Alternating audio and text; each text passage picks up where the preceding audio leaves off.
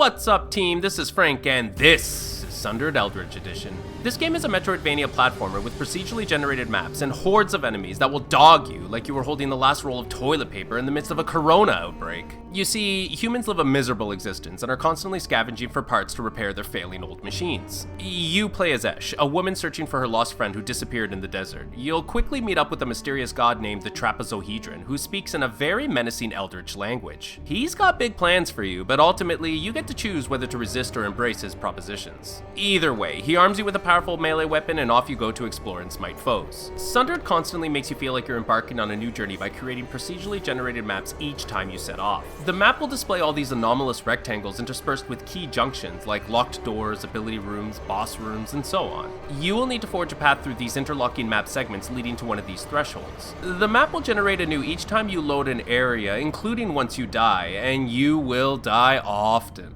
Each time you fall in battle, you will spawn at the skill tree where you can install any perks you found while exploring. Most perks are double-edged in that they give you both bonuses and penalties, but in general, the bonuses are worth it. Up here, you will get to spend all those glowing green shards you collected from enemies and treasures. I recommend looking for the largest nodes, reading what they do, and then forging a path towards them. As you level up your tree, you will gain more damage, health, shields, dash charges, and ammo. The game is divided into 3 main areas, and your first goal should be to head towards these glowing rooms which house new abilities.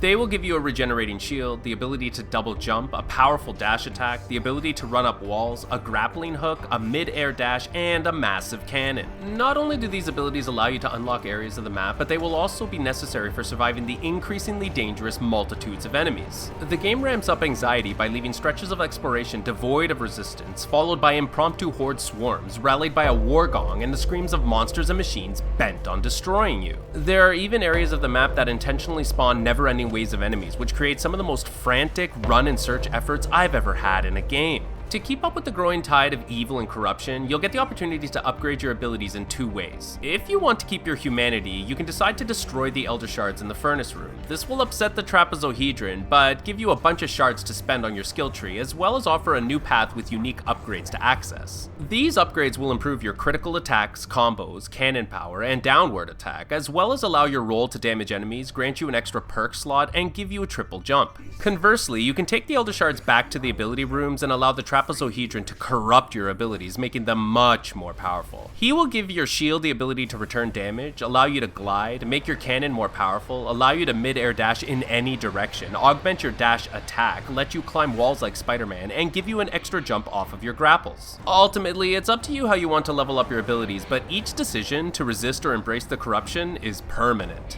And that's it. That's everything you need to know about Sundered Eldritch Edition. In the end, the game features unique visuals, some cool enemy designs, great animation, humongous boss battles, and a power creep which makes you feel like a wicked cool ninja as you chain attacks and dodge enemies. There were only a couple things which bothered me. Since this game emphasizes open-ended exploration, and since the maps are procedurally generated, it makes it sometimes messy to backtrack and figure out where you need to go next. These gold locks depict areas which are barred unless you have the right skill, and it was annoying to travel all the way there only to find out that I didn't have the right skill. And I was surprised at how often I found myself heading in the wrong direction, simply because the procedurally generated map segments funneled me someplace else, and I was too busy fighting off endless swarms to check my map every 2 seconds. But despite these small shortcomings, the game offers some remarkable value in providing you with 3 separate endings, each with a unique end boss battle. And as I mentioned earlier, deciding to resist or embrace the corruption, or something in between, will very much change the way you play the game, providing you with plenty of replayability as you go for all 3 endings. If you're looking for a solid platformer with skill trees, hectic mob battles, intriguing visuals and storytelling, and a choice system with actual weight and meaning, then you'll really enjoy Sundered. If you hate random horde spawns, procedurally generated maps, difficult boss battles, and near-endless backtracking and exploration to find missing skills and secrets, then you'll probably want to steer clear of this game.